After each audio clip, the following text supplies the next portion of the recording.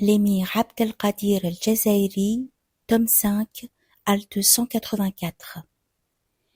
Et si Allah avait su qu'il eût en eux du bien, il les aurait fait entendre. Mais même s'il les avait fait entendre, ils se seraient détournés en s'éloignant. Le Très-Haut a dit, et si Allah avait su qu'il eût en eux du bien, il les aurait fait entendre. Mais même s'il les avait fait entendre, ils se seraient détournés en s'éloignant. Sourate 8, verset 23.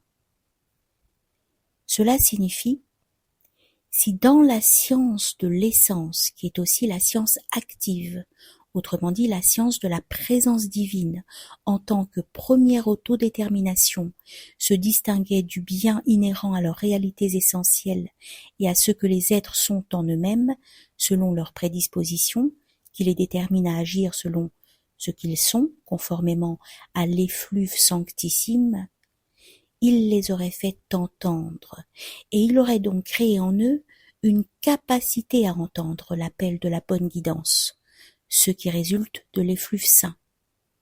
Le Lao, si, du verset, indiquant une hypothèse irréalisable, quelque chose ne pouvant se produire.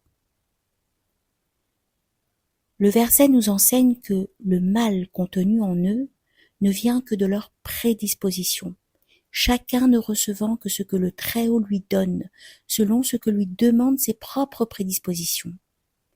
Il ne leur a donc pas donné ni la capacité d'entendre, ni de suivre la bonne guidance et la voie droite, car c'est contraire à ce qui est connu de sa science. S'il leur avait donné la capacité d'entendre, ils l'auraient refusé, car leur prédisposition est contraire à cela. La chose est telle uniquement parce que la science dépend de son objet. Cependant, même si la science dépend de son objet, on dit d'elle qu'elle est active, car l'objet connu ne sera réalisé qu'après avoir été connu par la science. Il ne crée donc que ce qu'il veut, et ne veut que ce qu'il sait, l'objet su n'étant pas soumis au changement. C'est en cela que Dieu possède la preuve à l'encontre de ses créatures. Quiconque donc fait l'expérience du bien, qu'il loue Allah, car il est le créateur de ce bien, et il est digne d'être loué en toutes circonstances. Mais quiconque fait l'expérience du mal, qu'il ne se blâme que soi-même. Comme il ressort d'une tradition avérée, soi-même recouvre en fait sa réalité essentielle et sa prédisposition. La prédisposition de chacun est sa raison d'être. C'est ce pourquoi il est facilité par Allah, comme le dit la tradition. Chacun a facilité pour ce qui a été déterminé pour lui. Le Très-Haut ne donne donc à chacun que ce que propose sa prédisposition, et il ne lui refuse que ce que lui refuse cette prédisposition. Si c'est du bien, il aura du bien, si c'est du mal, il aura du mal.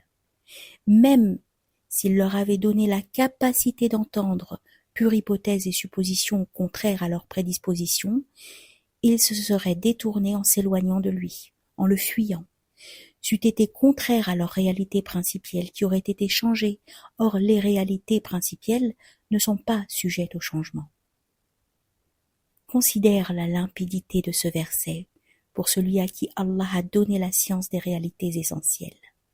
Vois combien il peut plonger dans la confusion les savants exotéristes, se voilant par les limites de la raison de leur conception. Certains avancent qu'avec la particule laou, qui signifie si, la protase a un sens d'irréel, dans la mesure où l'apodose induit une irréalité. D'autres estiment que, comme dans la phrase « S'il n'avait pas craint Allah, il ne lui aurait pas désobéi », il y a irréel sur l'irréel, ce qui est différent de la conclusion précédente. D'autres encore voient en cette particule si, laou, l'implication nécessaire entre l'aprotase et l'apodose. Quant à l'irréalité d'une chose dépendant de l'irréalité d'une autre, Cela ne correspond pas au processus du verset, car si c'était le cas, il y aurait contradiction. En effet, la phrase « Et si Allah avait su qu'il eût en eux du bien, il les aurait fait entendre » induit qu'il n'y avait pas de bien en eux. Autrement dit, qu'il ne connaissait pas de bien en eux et qu'il ne les a donc pas fait entendre. La suite, s'il les avait fait entendre, implique la possibilité d'acquisition d'un bien, à savoir que s'il les fait entendre, ils ne se détournent pas, et le fait de ne pas se détourner est un bien. On pourrait raisonner indéfiniment sur cette question.